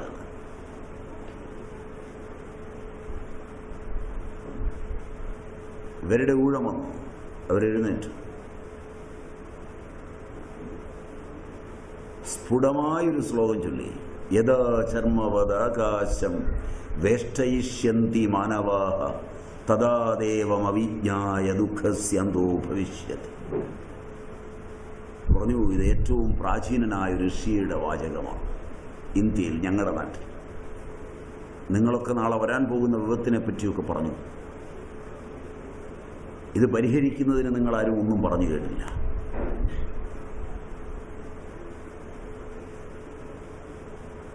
എക്കോളജിയുടെ തകർച്ചയെക്കുറിച്ച് നിങ്ങളെല്ലാം സംസാരിച്ചു. എനിക്ക് നിങ്ങളോട് പറയാനുള്ളത് ഇന്ത്യയിലെ ഒരു പ്രാചീനനായ ഋഷിയുടെ ഈ വരികളാണ്. എന്നിട്ട് അവരെ ശ്ലോകം ചൊല്ലിയിട്ട് അതിൻ്റെ അർത്ഥം പറഞ്ഞു. വിശ്വവിശാലമായി ഈ ആകാശത്തെ തോൽപ്പായ പോലെ ചുരുട്ടി കക്ഷത്തിൽ വെക്കുന്ന അന്ന് മാത്രമേ മനുഷ്യ നിനക്ക് ശാന്തി ഉണ്ടാവുള്ളൂ എന്ന് പറഞ്ഞാൽ, നീ കാമിച്ച് കാമിച്ച് പോയാൽ ഈ ലോകം മുഴുവൻ കക്ഷത്തിൽ വെക്കാൻ നിനക്കൊരു നാൾ കഴിയണം. അത് കഴിയില്ല. അതുകൊണ്ട് നിന്റെ കാമം ഉപേക്ഷിക്കണം.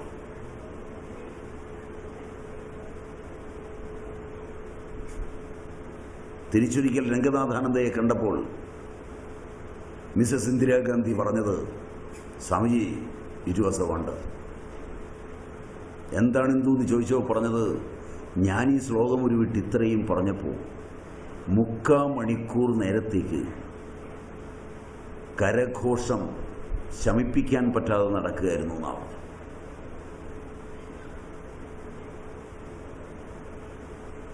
അതൊരു നൊടിയിട കൊണ്ടാണ് അവർ പഠിച്ചെടുത്തത്.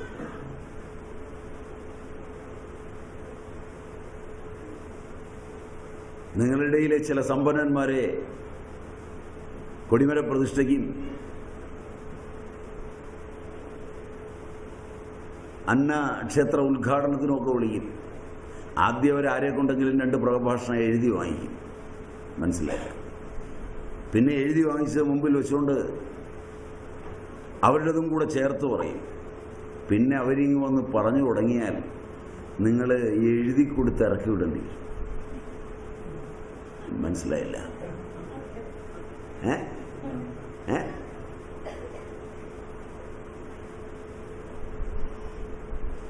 എവിടുന്നാണ് ഇവർക്ക് ഇത്രയൊക്കെ അറിവും വാക്കുമൊക്കെ വരുന്നതെന്ന് നിങ്ങൾക്ക് സംശയം തോന്നും. ലക്ഷ്മി അറിവും കൊണ്ടുവരുന്നവളാണ്. സരസ്വതി അറിവ് തന്നെയാണ്.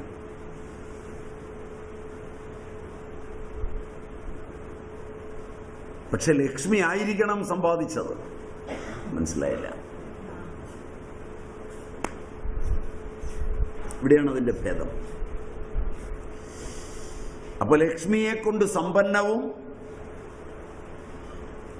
ഗ്രഹിക്കാൻ കഴിയുന്ന വാക്കുകളോടുകൂടിയവനുമായിരിക്കുക, യജ്ഞതൽപരനായിരിക്കുക, ശൂരനായിരിക്കുക, നല്ല ഓജസ്സുള്ളവനായിരിക്കുക, തേജസ്സോടുകൂടിയവനായിരിക്കുക, ഒരു ദുഷ്കർമ്മവും ചെയ്യാത്തവനായിരിക്കുക, ദീർഘദർശിയായിരിക്കുക, ധർമ്മത്തിലും അർത്ഥത്തിലും കാമത്തിലും സദാ തൽപരനായിരിക്കുക. 3ലും കുറവില്ലാതെ തൽപരനായിരിക്കുക.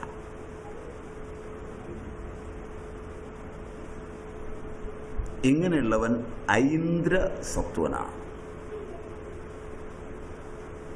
സുശ്രുതൻ പറയുക, മഹേന്ദ്രകായ, ഇന്ദ്രകായമുള്ളവൻ മഹത്വം, ശൂരത, ആജ്ഞാശക്തി, ശാസ്ത്രാനുസാരമായ ആചരണങ്ങൾ, ഭൃത്യപാലനം എല്ലാം ഉള്ളവനായി.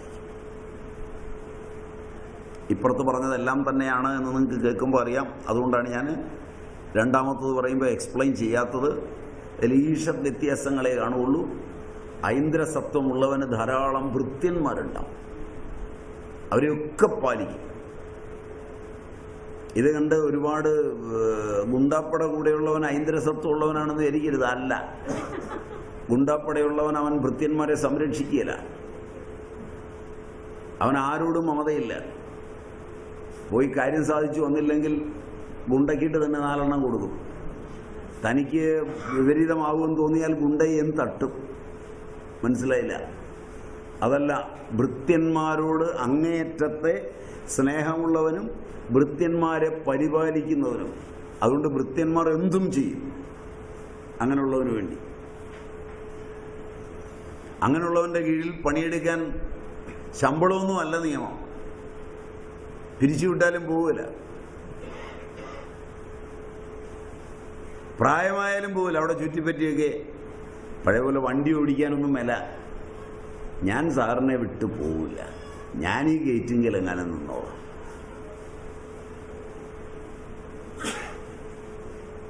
അത് ഐന്ദ്രസത്വമുള്ളവരാണ്. യാമ്യസത്വം, യമസത്വം, യാമ്യം. കർത്തവ്യം, അകർത്തവ്യം എന്നിവയുടെ മര്യാദയനുസരിച്ച് വ്യവഹാരം ചെയ്യുന്നവൻ. ഏതാണ് കർത്തവ്യം, ഏതാണ് അകർത്തവ്യം തിരിച്ചറിഞ്ഞ് മര്യാദാപൂർവം അതിൻ്റെ വ്യവഹാരം ചെയ്യുന്നവൻ. ഉചിതമാർഗങ്ങളെ അവലംബിക്കുന്നവൻ.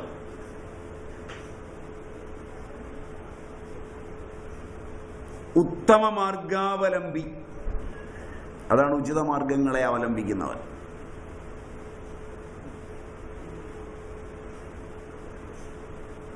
സദാ ജാഗരൂകനായവൻ.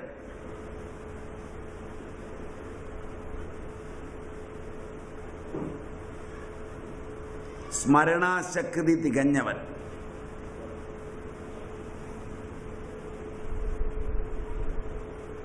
ഐശ്വര്യം പ്രാപിക്കുവാൻ കഴിവുള്ളവൻ.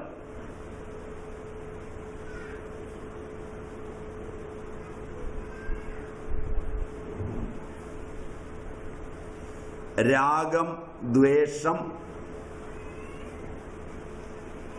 മോഹം, ക്രോധം ഇവയില്ലാത്തവൻ.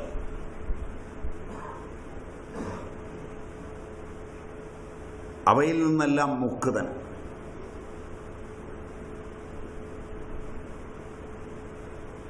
ഇത് ചരകന്റെ അഭിപ്രായം. സുശ്രുതൻ പറയുക, യാമ്യകായൻ, യുക്ത കാര്യങ്ങൾ ചെയ്യുന്നവൻ. അതാണ് കർത്തവ്യാകർത്തവ്യങ്ങൾ. അശ്രാന്ത പരിശ്രമി, ഒരു നിമിഷം കളയാതെ പരിശ്രമിക്കുന്നവൻ. നിർഭയൻ, ഒന്നിനെയും ഭയമില്ലാത്തവൻ. സ്മരണാശക്തി തികഞ്ഞവൻ. രാഗദ്വേഷ ഭയമോഹങ്ങളിൽ നിന്ന് മുക്തൻ. ഇതാണ് സുശ്രുതൻ പറയുന്നത്. എത്ര എണ്ണായി?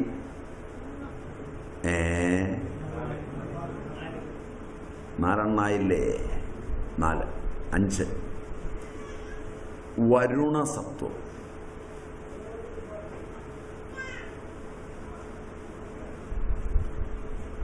ശൂരൻ, ബുദ്ധിമാൻ, പവിത്ര ഹൃദയമുള്ളവൻ. അപവിത്രതകളോട് എതിരുള്ളവൻ.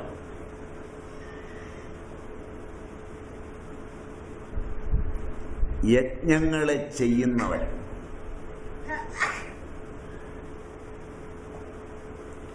ഒരു ദുഷ്കർമ്മവും ചെയ്യില്ല എന്ന് ഉറപ്പു വന്നവൻ. യാതൊരു ദുഷ്കർമ്മവും ചെയ്യില്ല. വേണ്ട സ്ഥലങ്ങളിൽ ക്രുദ്ധനാകുവാനും വേണ്ട സ്ഥലങ്ങളിൽ പ്രസന്നനാകുവാനും കഴിവുള്ളവൻ.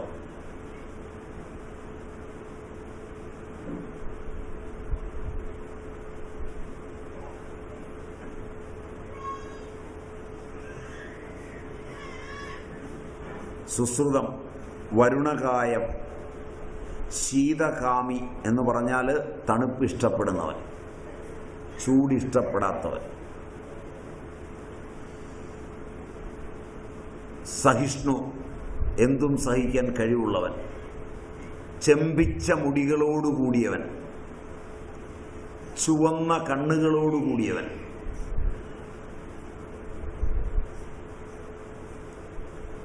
മധുരമായി സംഭാഷണം ചെയ്യുന്നവൻ.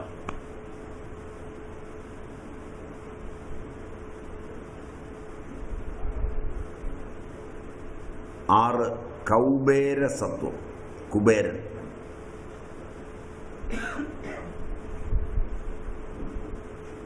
വേണ്ട സ്ഥലങ്ങളിൽ സ്വന്തം മാനം, അതുപോലെ അഹങ്കാരം ഇവയെടുത്തുപയോഗിക്കുന്നവൻ. ആവശ്യം വന്നാൽ തൻ്റെ അഹങ്കാരത്തെ എടുത്തു പിടിക്കുന്നവൻ, നല്ല പോലെ മാനിയായിട്ടുള്ളവൻ,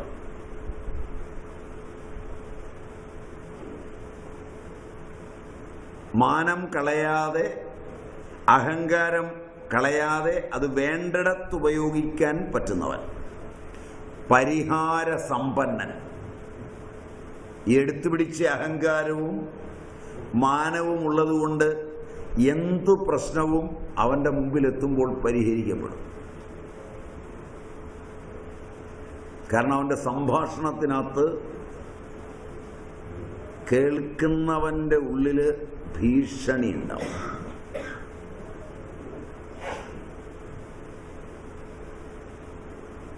അവൻ ഭീഷണിപ്പെടുത്തുന്നില്ല, മനസ്സിലായോന്നറിയില്ല, സ്വരത്തിലുമില്ല. കേൾക്കുന്നവന്റെ ഉള്ളിൽ മാത്രമേ ഉള്ളൂ, കണ്ടു നിൽക്കുന്നവരുടെ ഇല്ല.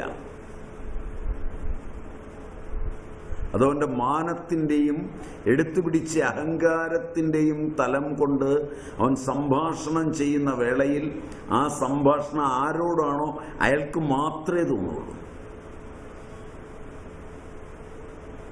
മറ്റൊരാൾക്ക് തോന്നുകയില്ല.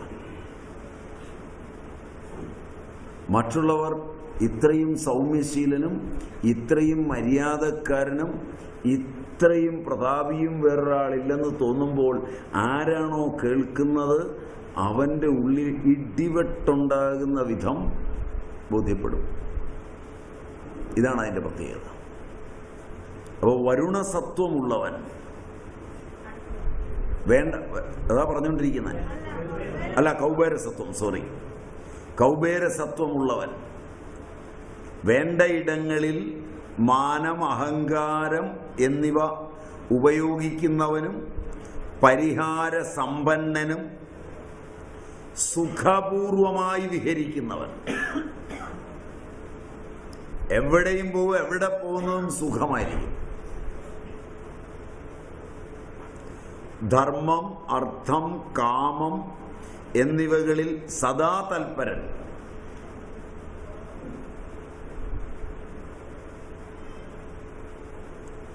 പവിത്രമായ ഹൃദയമുള്ളവൻ.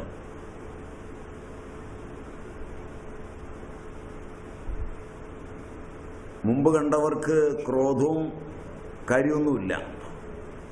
ഇയാൾക്കുള്ള പ്രത്യേകത തൻ്റെ ക്രോധവും അതുപോലെ പ്രസന്നതയും സ്പഷ്ടമായി പ്രകടിപ്പിക്കുന്നതാണ്. ദേഷ്യം വന്നാൽ അതപ്പോഴേ പ്രകടിപ്പിക്കും. അല്പം കഴിഞ്ഞാൽ പ്രസന്നത വന്നാൽ അതും പ്രകടിപ്പിക്കും. ക്ഷിപ്രപ്രസാദി ക്ഷിപ്രകോപിയും എന്ന പോലെ. അകത്തെന്താണോ വരുന്നത് അതുപോലെ അത് പ്രകടമാക്കും. അതാണ് കൗബേരസത്വത്തിൻ്റെ പ്രത്യേകത. അടുത്തത് ഗന്ധർവസത്വം. സുശ്രുതൻ. കൗബേരസത്വത്തിലെ സുശ്രുതൻ, കൗബേരകായ മധ്യസ്ഥ. കാരണം മധ്യസ്ഥനായിരിക്കും ആള്. എല്ലാത്തിനും മധ്യസ്ഥത പറയാൻ പോകും, പഞ്ചായത്ത് പറയാൻ. സഹിഷ്ണുവായിരിക്കും.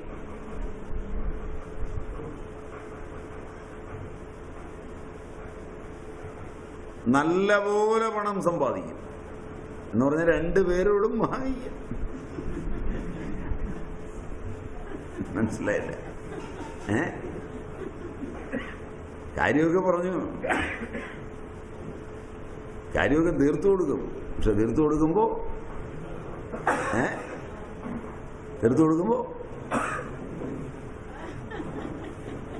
രണ്ട് കൈയും അങ്ങോട്ടും ഇങ്ങോട്ടും നീട്ടും. എന്ന് പറഞ്ഞാൽ പണം സമ്പാദിക്കാനും ആർജിക്കാനും നല്ല കഴിവുള്ളവൻ. അതുകൊണ്ടായി മധ്യസ്ഥത വരുന്നത്. ധനം ആർജിക്കുകയും ചെയ്യും, സഞ്ചയിക്കുകയും ചെയ്യും, സമ്പാദിക്കുകയും ചെയ്യും. എല്ലാ വക്കീലന്മാരും അല്ല. അതുകൊണ്ട് വക്കീലന്മാരെന്ന് മൊത്തം പറയാൻ പറ്റില്ല.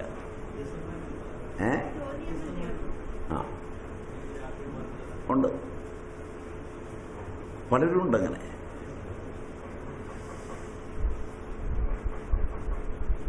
തന്നിൽ നിന്ന് അനേകവിധങ്ങളായ അറിവുകൾ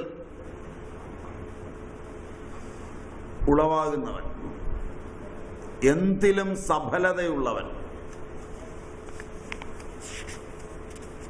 പരിഹാര സമ്പന്നൻ. ഇതാണ് സുശ്രുതൻ പറയുന്നത്.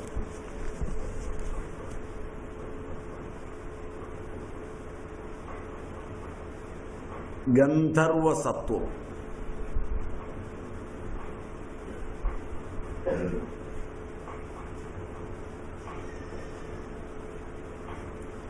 നൃത്തം, ഗാനം, വാദ്യം, ആലാപനം മുതലായവകളിൽ പ്രിയമുള്ളവൻ.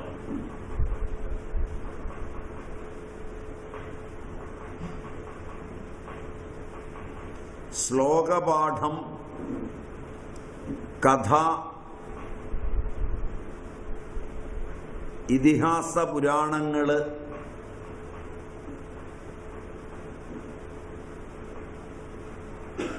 എന്നിവയിൽ നിപുണൻ.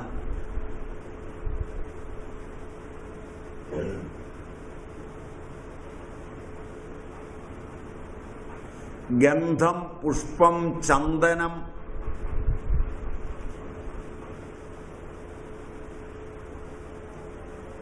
കസ്തൂരി എന്നിവ പൂശുക.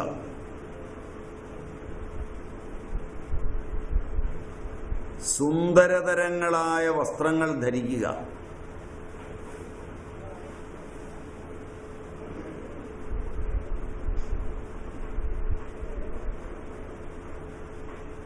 സ്ത്രീയായാൽ നിത്യവും പുരുഷവിഹാരത്തിനും പുരുഷനായാൽ നിത്യവും സ്ത്രീവിഹാരത്തിനും ഇച്ഛിക്കുക.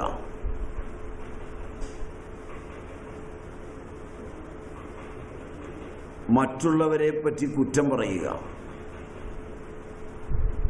അത് സ്ഥാപിക്കുന്നതിന് പ്രയത്നിക്കുക.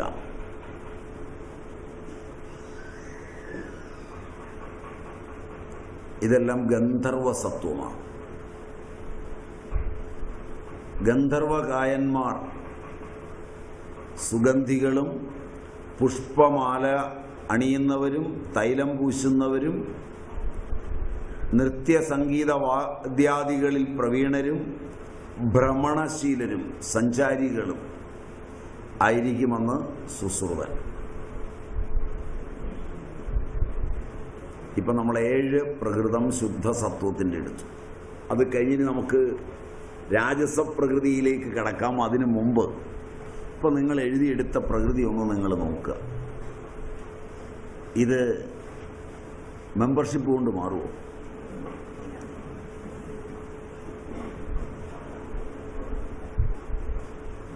ഈ ഗന്ധർവ പ്രകൃതിയുള്ള ഒരുവനും യാമ്യ പ്രകൃതിയുള്ളവനും കൗബേര പ്രകൃതിയുള്ളവനും ഐന്ദ്രപ്രകൃതിയുള്ളവനും ആർഷപ്രകൃതിയുള്ളവനും ബ്രാഹ്മപ്രകൃതിയുള്ളവനും വ്യത്യസ്തരാണെന്ന് നിങ്ങൾ കണ്ടു.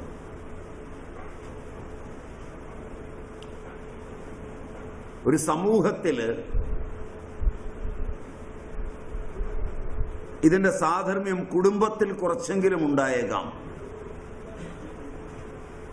അത് നൈസർഗികമായി വരുന്ന ജനിതകപരമായ അല്ലെങ്കിൽ വാസനാപരമായ സാമ്യം കൊണ്ട് ഈ വ്യത്യസ്തതകളോടുകൂടിയ 7 പറഞ്ഞുള്ളൂ. ഇനിയുണ്ട്. അത് ശുദ്ധസത്വത്തിൻ്റെ അല്ല, അത് രാജസത്തിൻ്റെയും താമസത്തിൻ്റെയും. അതിലേക്ക് വരുന്നതിന് മുമ്പ് ഇതായാൽ പോലും ഇത്ര ഉയർന്ന മാനസിക പ്രകൃതിയിൽ പോലും യോജിച്ചു പോകാൻ പറ്റുമോ?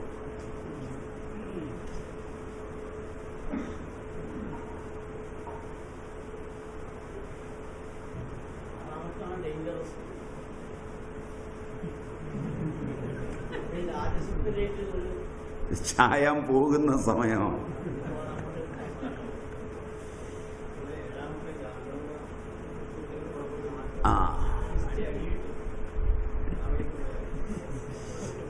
അവർക്കടി കിട്ടുകയില്ല. മറ്റ് സത്വത്തിലുള്ളവർ അവരുമായി കൈകോർക്കുമ്പോൾ ഇവരുടെ സൗകര്യങ്ങൾ കണ്ട് അനുകരിക്കാൻ പോകുമ്പോഴാണ് അടി കിട്ടുന്നത്. മനസ്സിലായില്ല പറഞ്ഞത്? മിമിക്രി ആണെങ്കിൽ കുഴപ്പമില്ല, അത് അഭിനയം മാത്രമേ ഉള്ളൂ. മിമിക്രിക്ക് അപ്പുറത്തേക്ക് പോകും. മനസ്സിലായില്ലേ? ഒരാൾ വന്നു, കൈ കൊടുത്തു, ചുംബിച്ചു. ഇപ്പോൾ നിങ്ങൾ ഒരുത്തനെ പിടിച്ച് കേസ് കൊടുത്തെങ്കിൽ കണ്ണൂർ ഒരു സമ്മേളനത്തിൽ നേരിട്ട് സ്റ്റേജിൽ വെച്ച് ചുംബിച്ചിട്ട് അത് കേസില്ല. മനസ്സിലായില്ല?